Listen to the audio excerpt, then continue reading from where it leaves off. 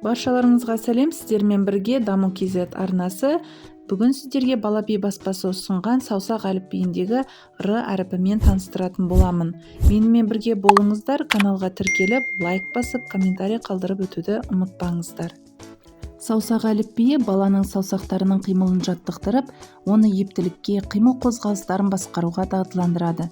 Оқушылардың көру зейіні мен есте сақтау қабілетін дамытып, жеңіл әрі қарапайым өлең жолдарын айта отырып, оны саусақ қимылымен үйлестіріп үйренеді. Ал енді сіздерге саусақпен жасауды көрсетемін. Ту дегеннің жалпы, секілді Р әріпі.